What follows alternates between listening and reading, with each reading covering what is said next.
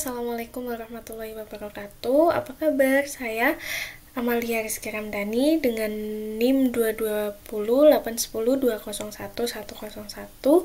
Di sini akan menjelaskan materi tentang pasar modal untuk memenuhi tugas UAS Manajemen Keuangan Lanjutan yang diampu oleh Bapak Marmono. Nah, jadi di sini saya akan menjelaskan tentang pasar modal. Sebelum mengetahui lebih lanjut tentang apa sih pasar modal itu, lebih baik kita pahami dulu nih apa pengertian dari pasar modal itu sendiri. Pasar modal merujuk pada sistem keuangan yang memfasilitasi pertukaran saham, obligasi, serta instrumen keuangan lainnya yang menghubungkan antara investor dan perusahaan, serta pasar modal ini memungkinkan perusahaan untuk memperoleh modal dari investor.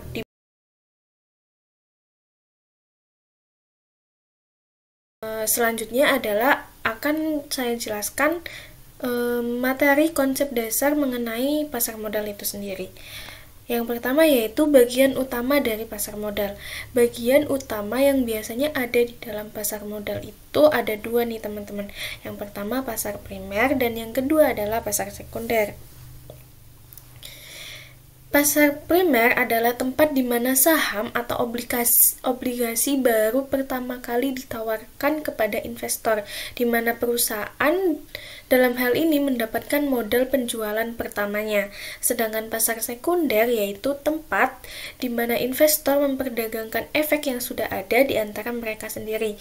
Nah, perusahaan ini dalam pasar sekunder ini perusahaan tidak mendapatkan keuntungan langsung dari perdagangan di pasar sekunder. Nah, selanjutnya yaitu instrumen keuangan.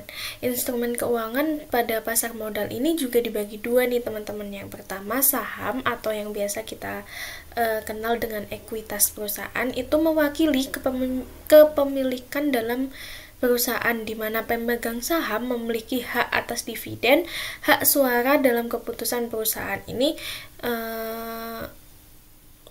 menjangkau semua pemegang saham ya, baik pemegang saham biasa maupun pemegang saham preferen.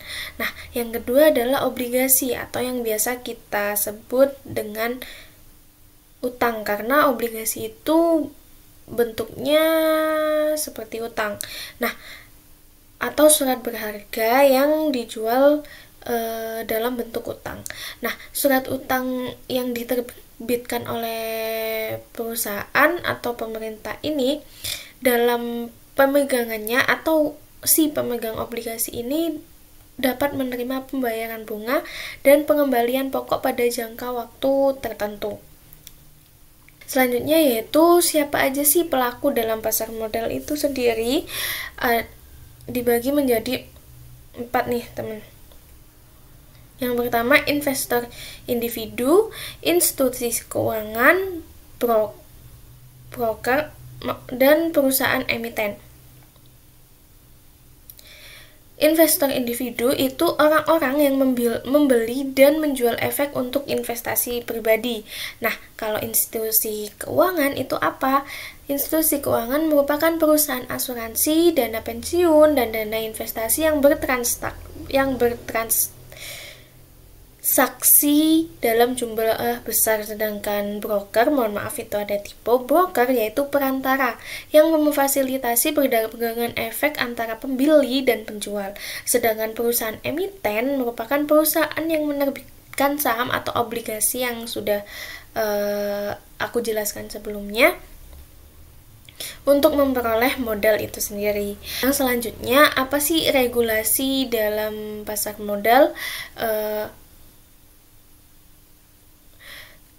Ada dua nih. Yang pertama Otoritas Jasa Keuangan atau yang biasa kita kenal dengan OJK. Nah, di Indonesia sendiri itu OJK memiliki peran utama dalam mengawasi dan mengatur pasar modal. Jadi aplikasi-aplikasi yang mendukung pasar modal itu harus berstandar dan disahkan serta diawasi oleh OJK agar terbilang aman. Yang kedua yaitu bursa efek. Bursa efek ini tempat di mana saham dan instrumen keuangan diperdagangkan. Di Indonesia sendiri, bursa efek Indonesia biasa kita sebut dengan Bursa Efek Indonesia atau Nah, itu adalah salah satu contoh bursa efek yang ada di Indonesia. Selanjutnya, analisis pada pasar modal itu dibagi menjadi dua. Yang pertama, analisis fundamental atau analisis yang menganalisis kinerja keuangan suatu perusahaan itu sendiri dan faktor-faktor ekonomi apa saja yang dapat mempengaruhi nilai efek. Nah, yang kedua yaitu analisis teknikal. Dalam analisis teknikal ini kita menganalisis pola dan tren harga historis untuk membuat prediksi tentang pergerakan harga di masa depan. Jadi kita perlu data time series untuk memprediksi tentang pergerakan harga pasar modal di masa depan. Lalu yang terakhir adalah resiko dalam pasar modal. Resiko pasar modal ini biasa kita temui ada 3. Yang pertama resiko pasar, resiko kredit, juga resiko likuiditas. Resiko pasar itu terkait dengan fluktuasi harga efek di pasar, sedangkan resiko kredit itu terkait dengan kemungkinan perusahaan atau pemerintah yang mengalami kesulitan membayar hutangnya. Ini sangat berpengaruh besar ya, apalagi untuk perusahaan yang masih baru kemudian terlilit hutang, itu pasti akan memberikan efek yang sangat buruk bagi keberlangsungan perusahaan. Yang terakhir yaitu resiko likuiditas. Nah, resiko likuiditas ini terkait dengan kemampuan untuk dengan cepat menjual atau membeli efek tanpa mempengaruhi harganya. Nah, di materi yang tadi saya sampaikan merupakan gambaran tentang konsep dasar dalam pasar modal itu sendiri.